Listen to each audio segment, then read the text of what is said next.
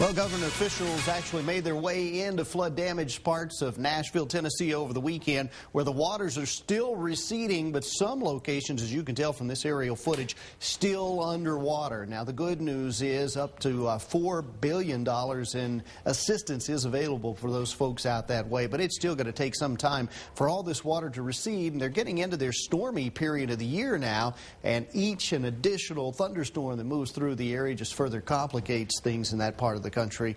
What a mess, although they did enjoy at least some sunshine out there this weekend.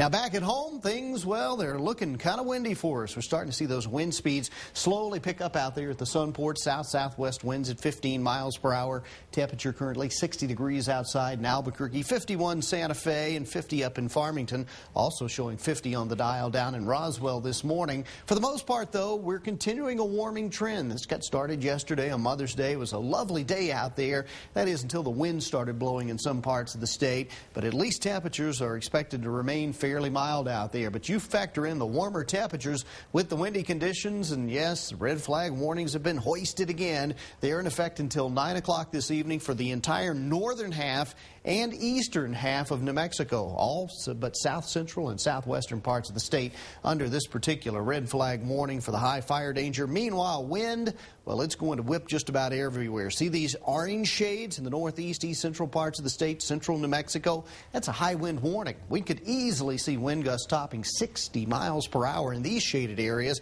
and elsewhere out to the west and southwest, wind advisories in effect until 6 o'clock this evening. In these locations, winds could gust in excess of 45 miles per hour. A little later on today. We are starting to see the winds picking up out there in some spots. 32 mile per hour sustained winds in Ruidoso, near 30 miles per hour in Gallup, and several locations are looking at those 20 mile per hour plus wind gusts. But boy, this map is really going to start to fill up a little later on today.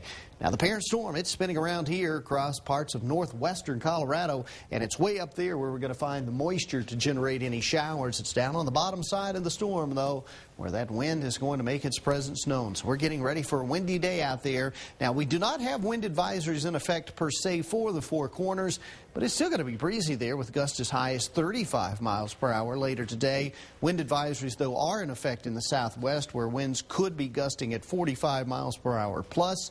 Down in the southeast, very similar situations, although possibly even stronger winds gusting to 55 here. And look at that, highs today back in the 90s down in the southeastern corner of the state. Highs today 70s and 80s in the northeast. Here winds could gust 50 miles per hour or greater, but I still think the occasional 60 mile per hour gust is possible. Into the northern mountains, 60s and 70s, right at 70 degrees in Santa Fe today and 75 for tomorrow. Both days, though, promising to be windy. As a matter of fact, much of the week to come could feature some pretty mean winds around the state. Highs today will be in the low 70s in the East Mountains, mid to upper 70s in the metro area, where we will get gusty winds, but not as strong as the east side of the mountains.